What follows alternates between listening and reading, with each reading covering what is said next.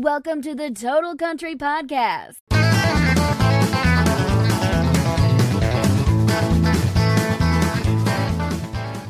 Hello, and welcome to this edition of the Total Country Podcast. My name's Kevin Angel, and thanks for joining me.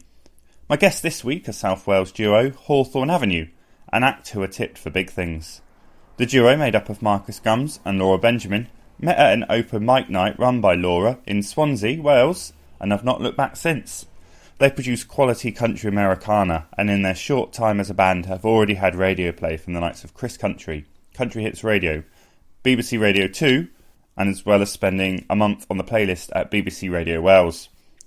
The pair wave the Americana flag with pride and are influenced by the likes of Striking Matches, Mumford & Sons, The Wandering Hearts, and a little band called Fleetwood Mac, all of which you can hear bubbling away in their sound. Their music offers a sound that is timeless, but modern at the same time. They released their debut EP, Wildfire, in March 2019 to critical acclaim. It's a tour de force of quality production, stunning harmonies and well-written lyrics, while always being wonderfully dark in its sound. The band released their most recent single, Favourite Feeling, in May of this year, and it sees them take on a more uplifting sound than their previous release, with a big catchy chorus and blistering banjos, while still offering that trademark Hawthorn Avenue sound. So here we go. My interview with Marcus Gums and Laura Benjamin, who together make up Hawthorn Avenue. So I am with Hawthorn Avenue. How are both of you? Are you good? You well? Thank you. Yes. How are you? Yeah, very well, thanks. I'm good. How? So we were talking about it before the recording, but how's lockdown treating you at the moment? I mean, pretty well at the moment. I think since the weather's come out and the sun has come out, it's been a lot more pleasant. And I think, as you know, we're living in Wales, so we've got quite a lot of open spaces and stuff that we can go and exercise in. So we've managed to get some writing done over the last week or so as well, haven't we? So yeah, it's been quite productive and nice to chill. Although I hate being a pessimist, but it is getting a bit boring now, isn't it? Again. Yeah, I don't think I can do any more cleaning. Like, I think the house is topless as it is. The garden's looking fantastic. Yeah. Netflix any longer. I've had enough. Yeah. There's only so much DIY and TV you can watch, isn't there? Yeah. And gardening. I've even managed to grow myself some sunflowers. I can't garden to save my life. Well done. So let's talk about your creative side of lockdown then. I mean, I've seen you've done some live streams. You've just talked about that you've done a bit of writing. How's writing during this time been for you? Has it changed the way you've wrote at all, or? Yes. I think in the first couple of weeks it was a bit like it almost felt like there was pressure to write, and nobody really knew what they were doing, or we're just adjusting to this new version of life, really, weren't we?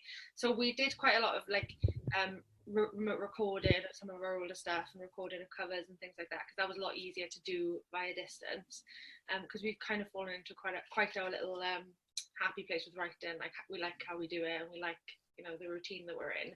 So we didn't try for a couple of weeks, but then over the last, we missed doing it, and we had more stuff to say, so we started doing some more remote writing then, and you kind of get into a new little routine then, don't you?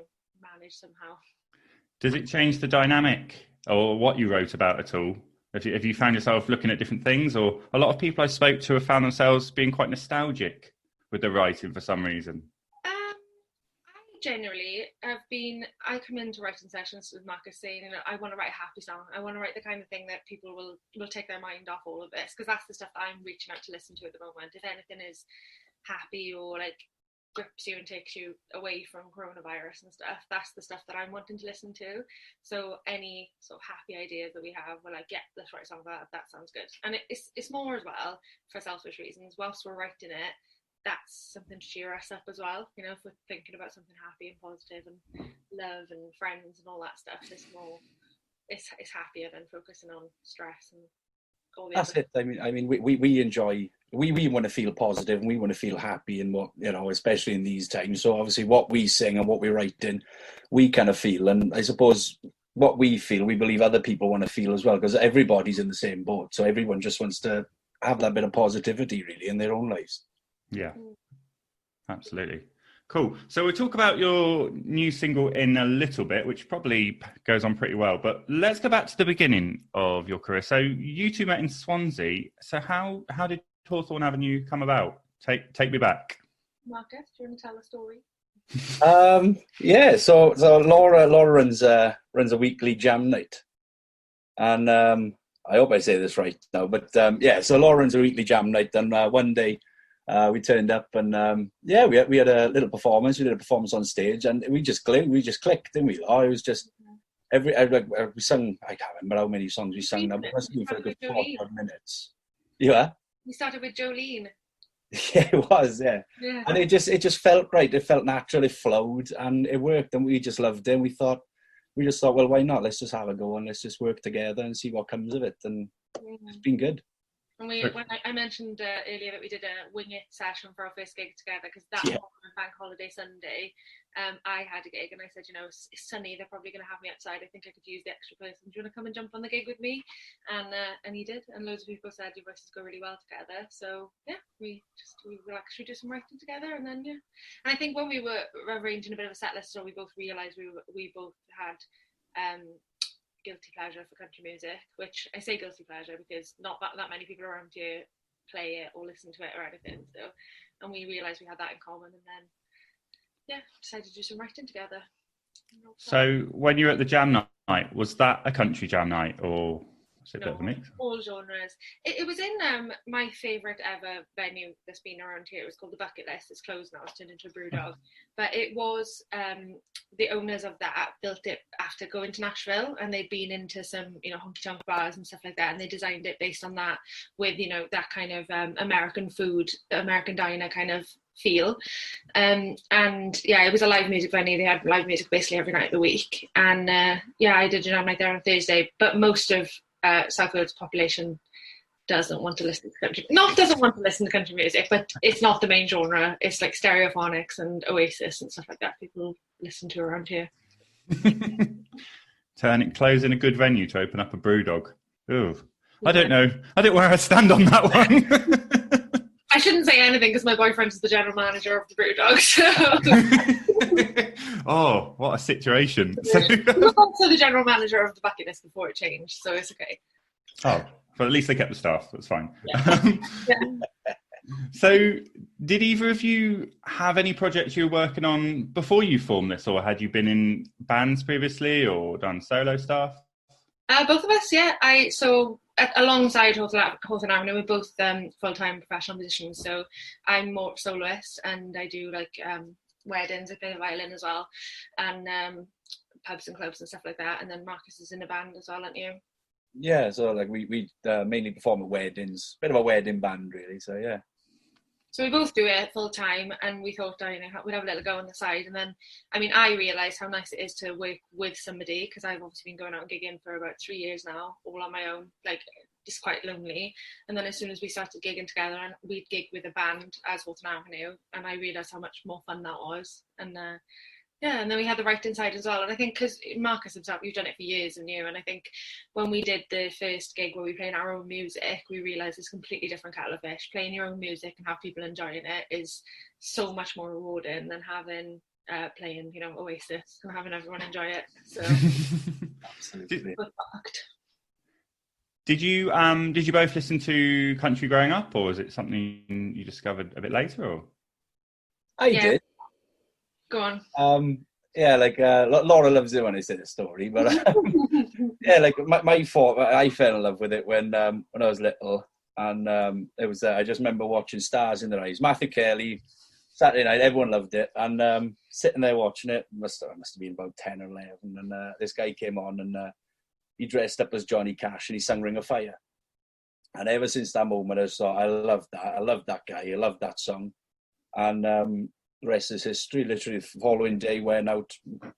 Obviously, back then it was you go out and you buy your CDs from the shop, and that's what we did. Went down HMV, bought all the Johnny Cash CDs I could find, and that's how I kind of fell into it.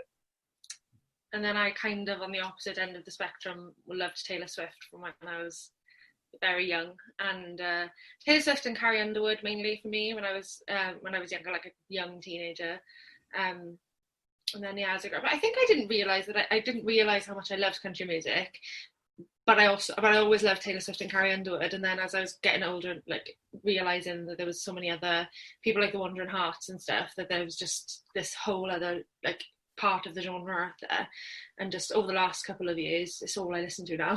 I am completely and utterly hooked. So you've just ruined it for me, because I had Glastonbury tickets and you've just said Taylor Swift now. Obviously not on. Obviously not on. Thank you. Shall I hang up now? Yeah. See ya.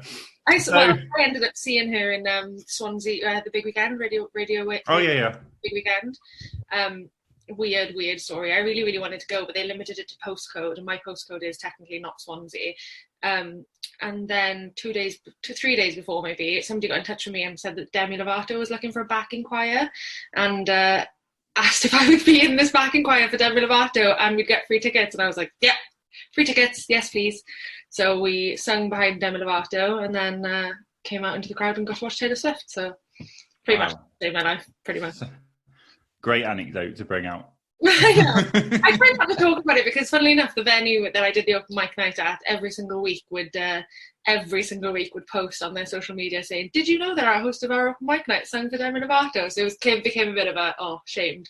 But this is the first time I've actually told it because of the Taylor Swift thing. So, so what other musical influences do you guys have? I'm a classical musician, actually, primarily. So growing up, I can't even remember how old I was. I think I was 9 when I started the violin, and then me and my sister both play instruments. And every time she picked up another instrument, I wanted to pick up another instrument. So I played violin, she played cello, she wanted to play piano, I played piano, and then we picked up about 5 or 6 instruments growing up. Violin was my first instrument though, and I played it all the way through till university, and now I just twiddle on it for weddings every so often. But yeah, classical music is mine. And then rock. My dad loved rock, like Fleetwood Mac and stuff when we were growing up. Cat Stevens and things like that. I had a pretty good musical upbringing, really, and like Tom Petty was his favourite as well. So, but classical, rock, a bit of everything, really, isn't it?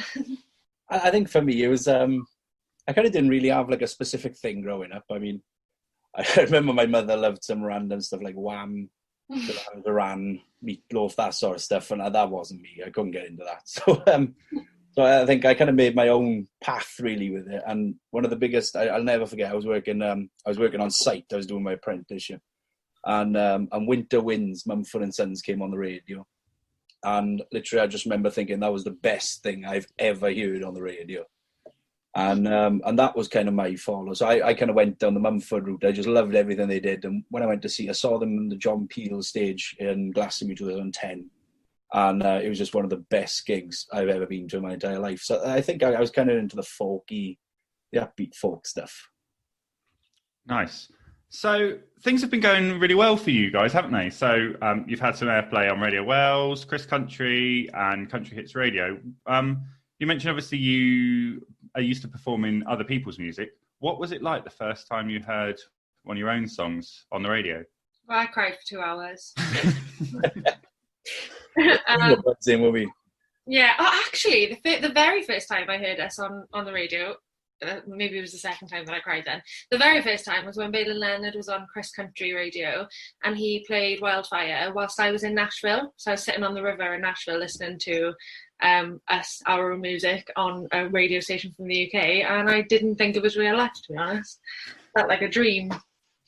It was insane, and I think we just didn't. Every single time it happened, and actually every single time it still happens, we always call each other, don't we? We're like, "Oh my God, we're on the radio!" And I don't think that's ever going to stop. I genuinely think, not, is it? Like every time we play as well, it's like, "Oh my God, these people are here to listen to us and like our stuff that we wrote." And when we first wrote Wildfire, my dad's maths tutor, so we have a classroom outside in his house, and we wrote it in like was a garage with a whiteboard on it basically, and we wrote Wildfire on a mind map there. And I remember I got a photo of the mind map, and I remember thinking when it first came out, how did that go from that to this song that's being played on, Radio 2 was another one where I cried.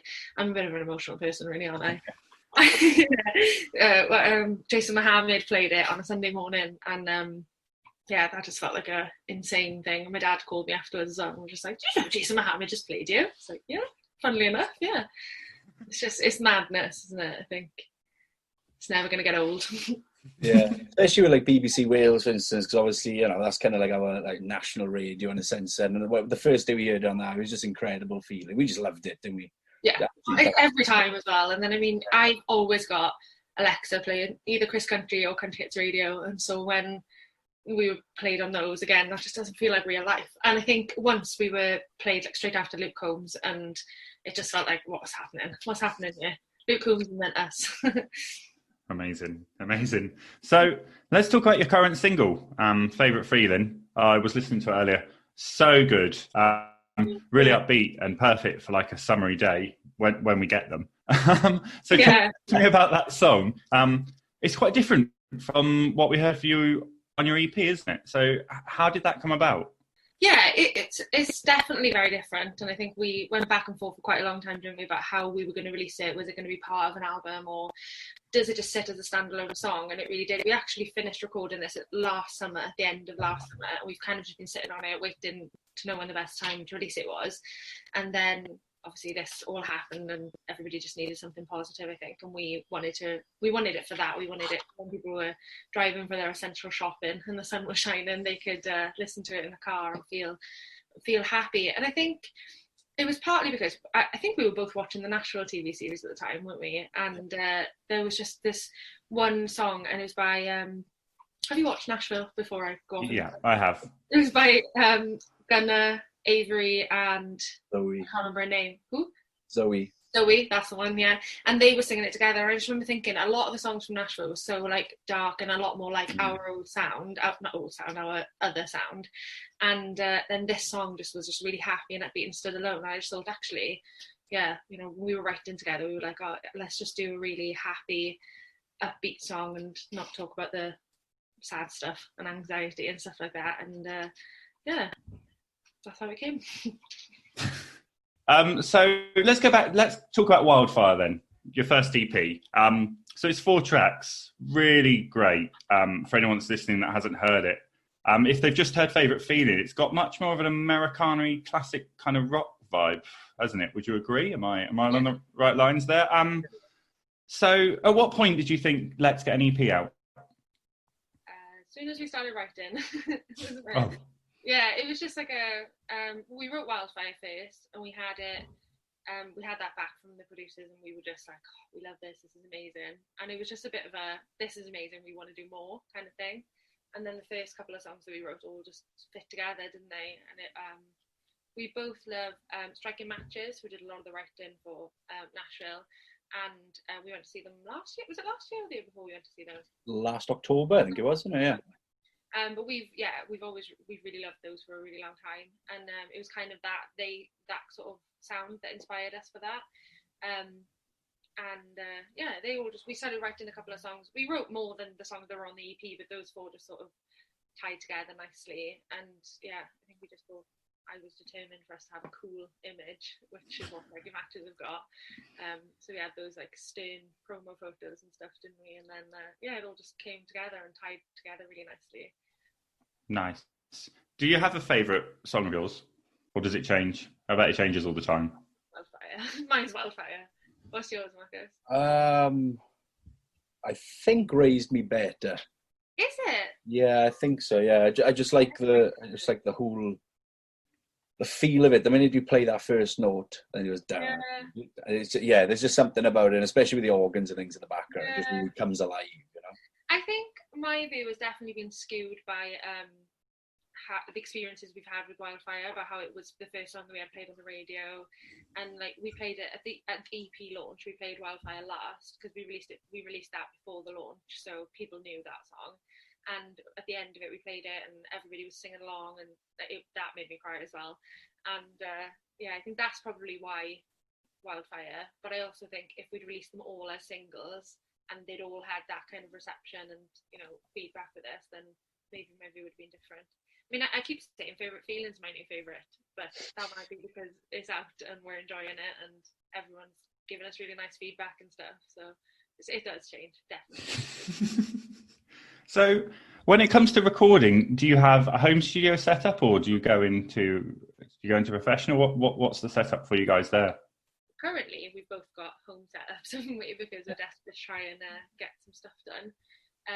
But we work with a producer in Nashville, so we record our scratch tracks down here. So just like a very rough us and our guitars. Send those off to Nashville, and he and his very, very talented friends and family all make the track the way we've discussed it and things. I think because he's getting used to it, because we've done quite a few tracks together now, he's getting used to us, we're getting used to him, what he needs and everything. He sends that back to us, and then we go to our studio in Cardiff. His name's Lee House. He records our vocals, sends those back off to Nashville, and then puts it all together and sends it back to us. What made you decide to go down that route? Was it the Nashville sound that you perhaps wouldn't have been able to produce over here? Yes. Yeah, that's what we wanted to do.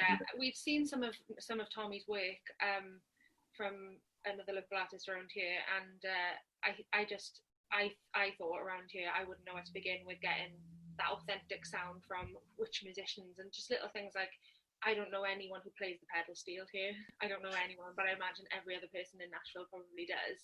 So it was just a case of, we did a bit of research, we found Nash tracks, and it's actually to Tommy in he's what he calls it, his basement, doesn't he? I think it might actually be in his basement. And he's been doing it for years and years and years, and it just gives us that authentic sound. And everybody who listens to it, who's like our friends and family, like directly says, oh, it sounds really American straight away. So, and it gave us that reference sound to go off for all of the other tracks and like future tracks, and we know that this is like our sound, and we like to take that forward into the other tracks.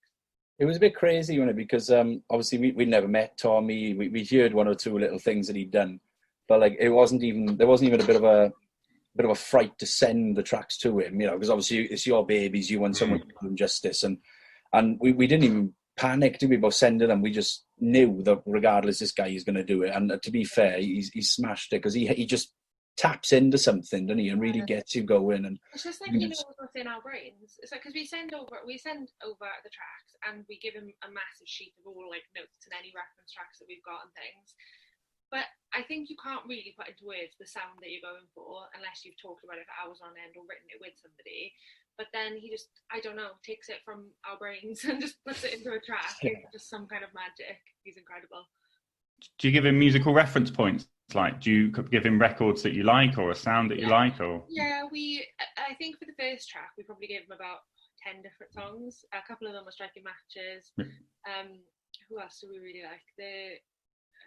American Young was one of them. American Young, that's the one. What's the song called, Marcus? It's the Garth Brooks song, isn't it? Thunder Rolls. Thunder Rolls, that's the one. And there was just a couple of songs that, because we hadn't written anything, we hadn't released anything at that point, it was just like the whole country sound was our oyster. We could just like take things that we liked and just be like, oh, loads of these, and then send them all over to him, and he just somehow combined it all and just came back with wildfire. Nice. Let's talk songwriting. Do you write together? Do you write apart? Oh, you mentioned earlier you write together, but talk to me about the process. Do you have one, or is it just like text? Oh, I've got something I need to write, or? Usually it's let's have a writing session, and we'll just sit down, and usually we'll have a bit of a heart-to-heart for the first hour or so. Not planned, but we end up just talking about life and stuff for like an hour or so before we actually start writing. And sometimes our voice notes on our phones are both just packed with just little bits where we just be throughout our day just be like, oh, something's in my head, and then we'll just play it, and little notes of just lyrics and stuff that come to our heads. And we write, we sit down and we just start expanding on that. Usually Marcus will make up some genius on the guitar, and I'll just sit there speaking or like thinking of some words that sound nice, and we get the basis of that, then usually go away and come back and finish it once we've listened to it a couple of times. Then we've been doing a lot more writing as well recently with I'll do a verse and a chorus, whatever, Marcus will do a verse and a chorus, and we've got a lot of songwriter friends. We started scheduling in some like co-writing sessions and stuff as well, so that's going to be really exciting. I'm really looking forward to doing that as well, to bring in some other people in as well. So I think with the songwriting thing, I mean, you're always trying to bet yourself. You're always trying to get better, to write better songs. Yeah. I mean, if you actually listen to some of the voice notes we've got on our phones, they're absolutely rubbish. There's some good, there's some really bad. But yeah, you're always just wanting to write. You just wanted to keep going and try to come out with the best song that you can, really. Yeah. That's why I suppose when we're on our own, we have ideas and they go on the phone, and then sometimes you will never even listen to those ideas ever again. But when you come together, something new will just spark up, and you just we run with this. We're going to roll with it, and that's where the song comes from. Yeah. And we sit down sometimes and we'll be like, right, we're going to write about this today, and then we end up writing a completely different song. So we definitely just meet up and go with the flow. Have you written for anyone else, or have you done co-writes with any other artists before, or will this be new? Yeah, no, it's new. Going to be completely new. Yeah, we both wrote on our own before we did anything with Hawthorn Avenue, but we haven't done any co-writing yet. No, I think I was probably quite protective of everything, and I was quite like, this is our baby for now. And then I realised like that there are so many people out there who could like take us on little different extra sounds and extra journeys and stuff that I'm going to let them in on our little baby. It's funny because we were actually talking about this week, weren't we, and saying about like how can we push ourselves further, and should we maybe look at some few close friends of ours who are also writers. We were saying about kind of meeting up with those, coming back to all of us coming together and just testing the water, see what we can all come out with and things. And yeah, we're actually talking about it. So it's as we said, it's a bit early days for us, but we're just trying to find and settle our feet, really. Yeah. Marcus, you sent me the schedule of who were you talking Old about? Dominion, yeah, Matthew. Oh, you were saying that they Matthew Ramsey, yeah. Was it you sent me the schedule, didn't you, of how they get up at 9 o'clock in the morning and write until 11 and then go away, meet up their friends and then come back. But Do they? They're incredible songwriters, aren't they? Yeah. I mean, they write for everybody. Recently, we've been going on to our favourite tracks and just like looking at the credits because they're on Spotify now. And American Young are on like all of them. Yeah. When I went to see them late last year, they did like 10 minutes where they just did bits of songs that they've written. Loads. Yeah. It's crazy. They're a band of geniuses. Yeah, they really are. Who are your songwriting inspirations? Recently, definitely Matthew Ramsey from Old Dominion. I've been watching a lot of the interviews he does and things, and the way he works is just, they're just a bunch of guys who literally just love making songs and writing songs. And like one of the sayings he says is when they come together, they want to create the best song that they can. And I think that's the case for every songwriter, really. But yeah, he's definitely up there at the moment. I think the guy's incredible.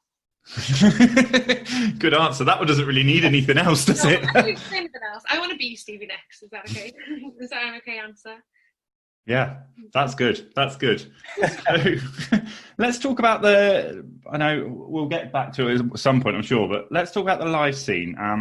You've had some really good success with live performances around Wales, haven't you? Do you miss it? Yes. Oh, yes, so much. Definitely. Yeah. I mean, the most recent gig that we did, was it the most recent? Oh, no, well, we did one gig, I can't remember if it was the most recent, last summer, and it was in Cardiff, which is obviously our capital city, and it was in Club Bach, which, what does that even mean? Little Welsh club or something? Little Welsh club. Yeah, and it's kind of known as one of the biggest venues in Cardiff, and it was just incredible. I get really like nervous about things going right, about people being happy and everything, and does the merch look nice and all that stuff, are we wearing the right outfits and all that, and it just, every single time we gig, then as soon as we get onto the stage, I just forget about all of it, and if you see any of the photos of us live, like if we have photographers take photos, we are just having the time of our lives. Whereas like the others, I was me singing solo and you singing with a band, that's work, isn't it? But I think the Hawthorn Avenue stuff, it's just the happiest. Me being on stage with Hawthorn Avenue is my favourite thing. So yeah, definitely miss it. Really, really, really missing it. There's nothing more satisfying than when like we know something's coming up, and you jump on WhatsApp, get in touch with all the band, and then we all meet up, and it's just that first note you hit, and you just feel it inside. You just go, oh yeah, we're back, we're on it. Yeah, it's the best feeling in the world. Yeah. That's that venue that I can't pronounce. I'm Welsh. That's a legendary venue, though, isn't it? I remember I used to listen to, when I was like 14, 15, I used to listen to Hugh Stevens on Radio 1, and he always used to mention that venue. I think it's it's stood the test of time, isn't it? Yeah, I didn't really want to say legendary and then go on to say that we gigged there and sold it out, because it just felt a little bit felt also a bit big-headed. But yeah, no, it really is. And I think we reached out to them initially, and I was just like, oh, you know what, I'll be brave, I'll ask if they want us there, and then sent them my music and sent them a little, you know, email, and they're like, yeah, come here, come and gig here. So initially there's 3 floors. Initially we just said, you know, can we have the small room, we don't want that many, so there was a capacity of only 150. And then I think 3 weeks, maybe even 2 weeks before the night, they'd said, oh, ticket sales are going really well, so we're going to upgrade you to the bigger room. Now you've got 350 tickets to sell. We were like, oh my goodness. So, but yeah, and it was full, and it was really, really good. I think not full. I don't think it was completely sold out, was it? But it was, you know, really, really nice atmosphere. We had some great support acts of like our friends who are all original musicians around here as well, and it was just incredible. Yeah, it was really, really good.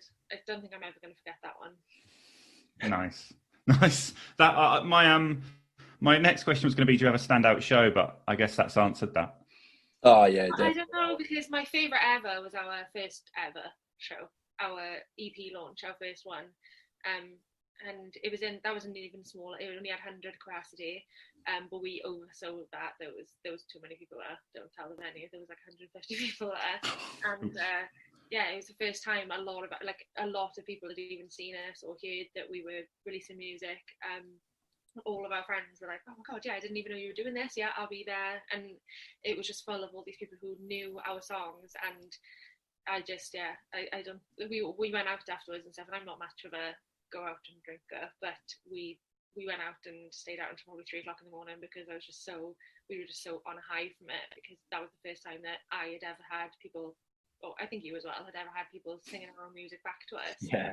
And I just, yeah, cried, obviously.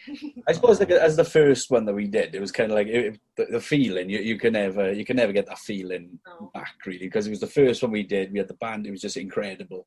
But for me, it was the Club Viva Bach one, because like it just had a bit more character, I suppose, because we were there for a lot longer throughout the day, and we decided that when we're going onto the stage, we're going to go up the back fire exit. So Laura, like, it was you, I think. You ran up, opened the fire exit door, came back down, and then we all walked out, closed the second floor, shut the door, and then walked up the fire exit. And as we got to the top, the door was shut. So literally all of us, the whole band, were all outside, and it was raining as well. So we're outside on this fire escape hatch, just trying to get out of the door. We thought there was no chance anyone was going to hear us knocking because of the music going on. So you can see down the bottom the like smoking area, and we're all there shouting, trying to get someone's attention. 3 floors down. My best friend Meg was down there, and luckily my best friend Meg doesn't even smoke, but she'd had a couple of beers, so she was having a social cigarette. Let us in, Meg. She was like, "What are you doing?" Oh god. Amazing. That's good. That's going to be one we're never going to forget. And also Marcus took a photo to document it of me being like, yeah. So you guys have been firmly welcomed already onto the UK country scene. Before you got into it, did you realise how community focused it was? I had no idea. I was saying this recently, actually, that when I went to the Long Road Festival for I think it was the first year that they'd ever done it, that was my eye-opener. I think we'd just started writing at that point, didn't we? And maybe, I can't remember. I think we were a thing. Hawthorn Avenue was a thing at that point. And I'd gone to this Long Road Festival, and I just remember it started raining, and I remember thinking all of the fans, and there was a girl on stage, you might know, Megan O'Neill. Do you know Megan O'Neill? She was on the stage, on the front porch stage. And it started raining, and everybody just like came under there was like a very small like umbrella thing, and everybody just came under it. We were all sharing coats with people that we didn't know, and I just remember thinking, oh my gosh, you wouldn't get this at a pop concert or anything. And we went up, and I watched striking matches there as well, and they felt like they were there with their friends, and I was baffled. I was absolutely baffled, because I've been to quite a lot of concerts, like mainly pop and things, because none of my friends wanted to go to country concerts. And and then I went to the Long Road, and my eyes were just open. And that was, I think we recently started Hawthorn Avenue, and that was the point that I was like, yeah, we're going for this, like, because this is the community that I want to be in. I don't want to try and write pop music or anything, because this is the family that I want to be a part of. And I remember I messaged Megan O'Neill afterwards, just like fangirling about her guitarist's guitar. And I literally was just like, I've got this cool picture and I love his guitar, it's really cool. And she replied, and I was chatting back and forth to her, and I just remember thinking, oh my goodness, like I'm talking to this girl who's, you know, an actual country artist. And she was so nice and she was so encouraging, and she said, you know, about, you know, stick at it, and maybe it'll be you in a couple of years' time or whatever. So that was really nice. Cute. And what's that support like from, obviously you've been around in the music industry for quite a while. What's that support like from an artist's point of view? Like Incomparable. It's just like, I think music in general, I don't know if it's just around here or my experience of it personally or whatever, it can be quite competitive, and I guess you get quite protective of your art, and if somebody, I don't know, criticizes you or whatever. I mean, music is so highly based on opinions that it is really hard to be sensitive. So you do have to try and have a bit of a thick skin sometimes. But if you're not doing anything, if you're doing a cover of a song that everybody does, God forbid you sing Ed Sheeran in your set or whatever, then suddenly you get ripped for it. So I think I just wasn't expecting it. And when you release your music, and everybody was just so nice about it, and we had the support of people like Bale and Leonard and things, it just made me realise that this is the passion. This is, you know, what I want to do. Perfect. So do you have a plan of where you see Hawthorn Avenue going, or are you just taking it as it comes? Or Marcus, do you know? I suppose in a sense we're taking it as it comes, but I mean, like, rather than just taking it as it comes, we have a plan where we just love releasing music, and we love writing together, and we love performing it live and seeing the reaction on people, and especially when people are singing along and enjoying the music, and the messages we get on social media and stuff about how much people are, where people are hearing it from, how much they're enjoying it, and that's just everything, really. It just means so much. Like letting that sort of stuff guide us at the moment, don't we? We just, yeah, because it's fairly new, we are just trying to make sure that we just enjoy it. And it clearly seems that, like with my own solo stuff and with your band stuff, with me with my solo stuff anyway, I overthink it and I overplan it, and I stress myself out over getting everything right and things. But with this Hawthorn Avenue stuff, we just have really just put our hearts into the songs and then put them out there, you know, try to have, like, you know, some kind of faith that they're going to go well, and they do. And we've ended up, you know, meeting some amazing people along the way who've helped us, and, you know, Balin's been so supportive with playing us on the country radio and things, that that's kind of guiding us at the moment, and we're just going to try and just enjoy it. Yeah. I think that's the thing for us as well, is that it's been so surprising, but in a good way, how amazing everyone's been. That's definitely something I want to spend time, like invest time in doing, is making friends and making these connections, because these people just they clearly are our people. So we just want to focus on that, and then hopefully move to Nashville and be filthy rich. Yeah, because that's how it happens when you move to Nashville. Yeah, isn't it? I was watching £5,000. I was watching Garth Brooks' documentary on Netflix the other day, and he was really successful in Oklahoma or wherever he's from, and he moved to Nashville and thought he was going to be filthy rich. Got there, saw what he was going to be paid in a bar, and was like, well, I can make double this back home, and moved back home. Yeah. And he moved back a year later or something. I saw the documentary. The documentary's incredible, man. That guy's had a good life. Do you not find him overly dramatic in it, though? I watched them both back to back, and he's very full on, isn't he? Yeah, it's a bit like eyes into the camera, very deep in it. He smashed a soundbite like no one I've ever seen. If you've not seen it, Laura, you've got to. He makes his entire life a drama for like 3 hours. He can cry on cue at an impressive level. He really can. I cry all the time. No, Marcus sent me a message a couple of days ago saying, have you watched the Garth Brooks thing yet? Because he told me to about a week ago, and I haven't yet. Let's finish on some easier ones, or they could be harder. So if you could only one meal for the rest of your lives, what would it be? This is my favourite question. I ask everybody I know this question. Oh, okay. Well, there you go. I know my answer. What's yours? Mac and cheese? No. Lasagna. Oh. Lasagna? Every day? Yeah. I think the correct answer would be like potatoes or something if it was like one item of food, because you can have potatoes in such different ways. But if it's one meal that I know that I could always eat, it would be lasagna, I think. Mine would be. Can I choose Maltesers? I just love Maltesers. Is that a meal? No, it's not really, is it? Marcus has been eating a pack of chocolate digestives for breakfast every day since. Wow. Interesting. You can have Maltesers. I like Maltesers. So. Domino's pizza. You love Domino's. Oh, I could put Maltesers on a pizza. Oh, gross. Okay. No. Do that. These questions are just fun for me to judge people. Yeah, they're my favourite, and people are always like, it's because things like when I'm gigging, I'll say like, what's your favourite song, and nobody ever knows the answer, but I always have the answer to hand. No one knows. I've never met anyone that knows the answer. Last question then. Favourite drink? One drink for the rest of your life. You can have alcoholic or non-alcoholic, or you can have both. Okay. Oh.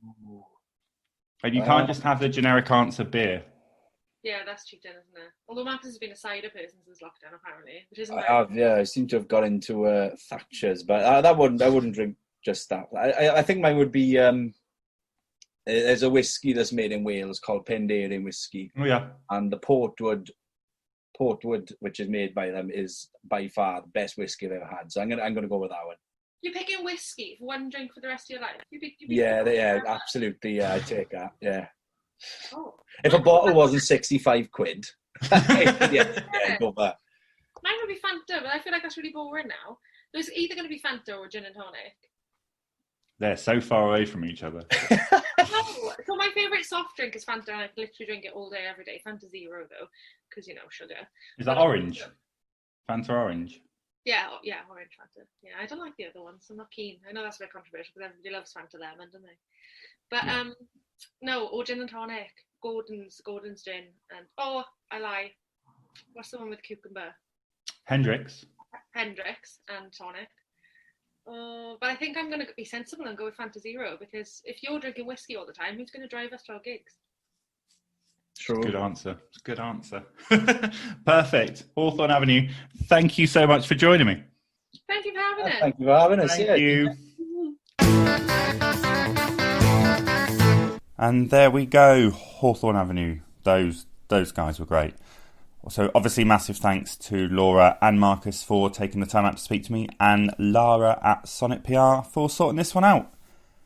Hawthorn Avenue's current single, Favourite Feeling, is out now to stream and purchase wherever you listen to music, and the band do have a website, which is hawthorn-avenue.com. You can find tour dates for whenever they're needed, and buy a copy of their EP Wildfire, as well as some really cool merch. You can also find the band in all the usual social media places. If you like what you've heard from the show, please do follow, like, subscribe, etc., comment, wherever you listen to podcasts, all that good stuff. It really does help.